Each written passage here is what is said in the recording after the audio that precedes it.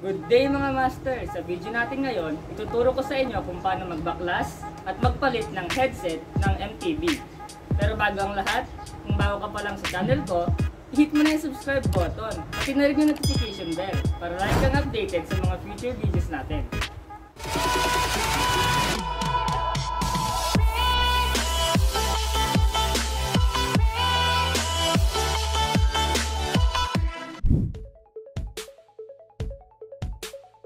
So, yung una natin gagawin ay tanggalin mo na yung mga gulong.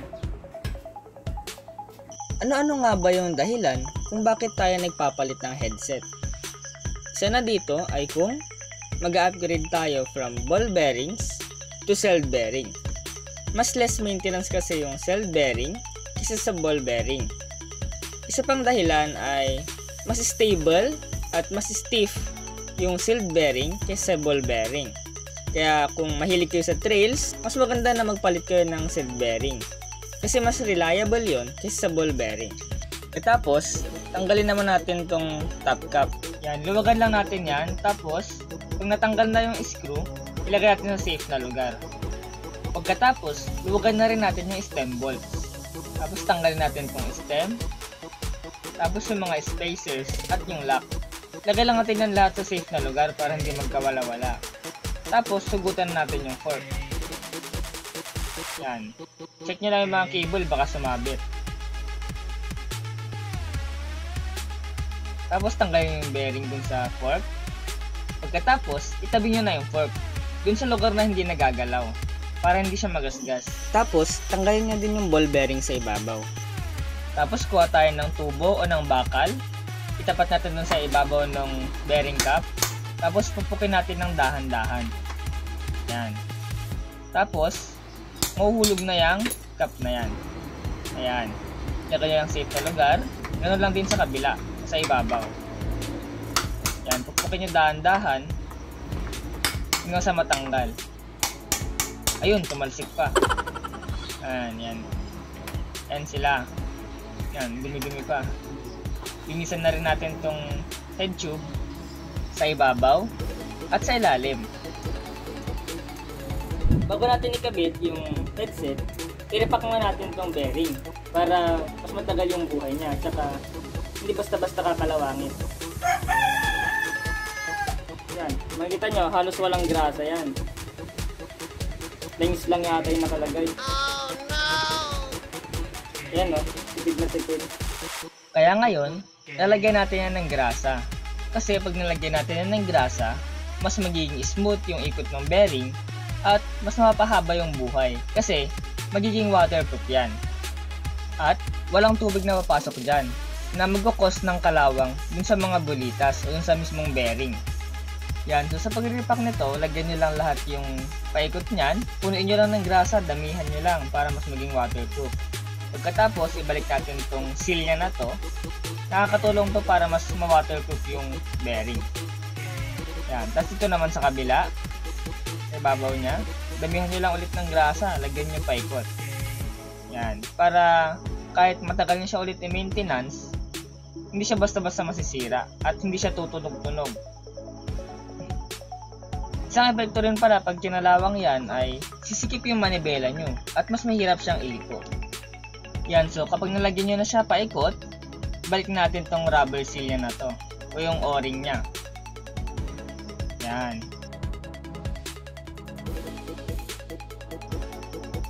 Tapos, ganun din dun sa isa.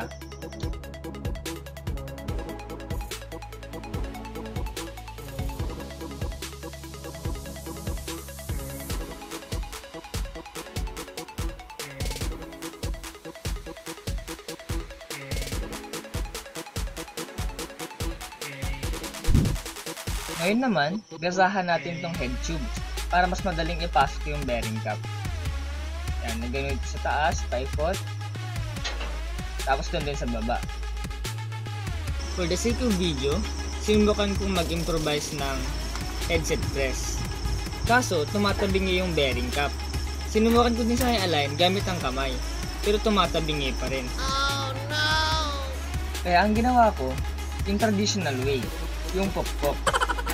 Kasi gamit ako nitong pang-nibble na tools. Yan, kasi kaparesa ng sukat ng mismong bearing. Yan, kita nyo fit na fit yan. Pwede rin kayong gumamit ng socket wrench kung yun ang meron. Tapos i-align nyo lang yan dyan. Pwede nyo pa yung lagyan ng kahoy sa ibabaw. Pero ako, dahil hindi ko na ginagamit itong pang-nibble na to sa to, ito na mismo yung pupukpukin ko. Yan, tapos dahan-dahan nyo lang ipukpuk. Dapat kabilaan yung pagpukpok nyo dyan para hindi siya tumabingi.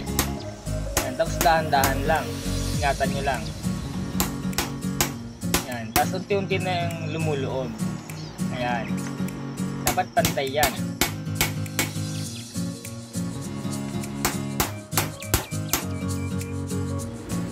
Dahan-dahan lang. Tignan nyo kung pantay ba.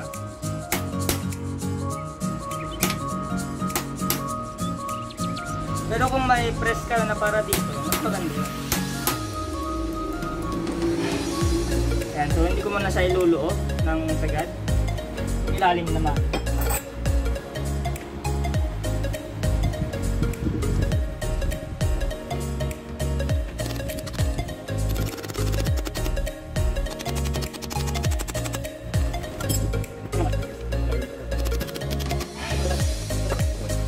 So ngayon naman, tatanggalin natin itong lumang crown race nitong fork at papalitan natin itong bago, yung pang self bearing. Ayan. So pagtanggal nito, gamit lang tayo ng flat screwdriver. Tapos hahanapin natin yung kanal, yung fork. Ayan, mayroong awang yan dyan. Tapos doon na natin susungkitin yung crown race. Ayan. Kabilaan lang yan, dahan-dahan nating ungatin. Ayan. Hanggang sa tumaas siya. Ayan. Ang gamit pala nitong crown race na to ay ito yung nagsisilbing guide para manatiling nakagitna yung bearing dun sa steerer tube. Ayan. So itong lumang crown race pang ball bearing to. Ayan. Pag magpapalit kayo ng self bearing na headset, dapat ipalit nyo rin yung crown race na pang self bearing kasi magkaiba yan. Ayan. So pag natanggal na, ayan, punasan lang natin tong baba ng steerer tube niya kasi madumi-dumi din yan kung may mga alikabok.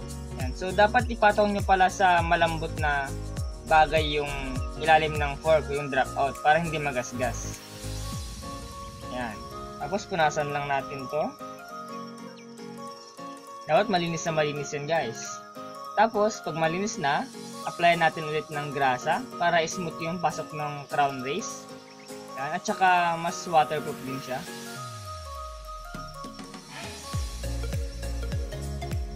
Tapos, kapitin natin yung crown race. Ayan. So, itutulak nyo lang yan na ganyan. Tapos, ikalat natin yung grasa para pag dumik siya dun sa bearing, hindi siya maganit. Kung mapapansin nyo, mga master, yung crown race, may parang paumbok siya na part. Yun yung lalagay nyo sa ibabaw. Yun yung didikit sa bearing. Tapos, yung flat niya na part, yun yung didikit sa baba ng steer tube. Tapos, ipasok na natin tong fork. Ayan. Tapos ipasok natin itong compression ring. Ayan. Tapos yung dust seal, lagay na rin natin. Ayan. Tapos yung mga spacers. Ayan. Tapos lagay natin yung stem. Ayan. Tapos spacers ulit.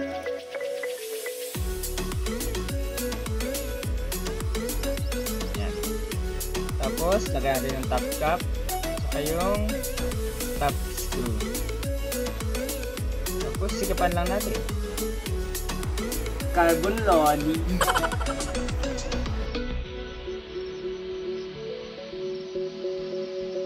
Ayan. Tapos check nyo kung sumikip ba yung pagliko niya. Pag sumikip, luwagan nyo ng konti yung top screw. Tapos balik natin tong cable. Yan. Tapos ilagay na rin natin yung caliper dun sa fork. Yan. Pero wag nyo muna sikipan para may align pa mamaya. Tapos balik natin yung gulong.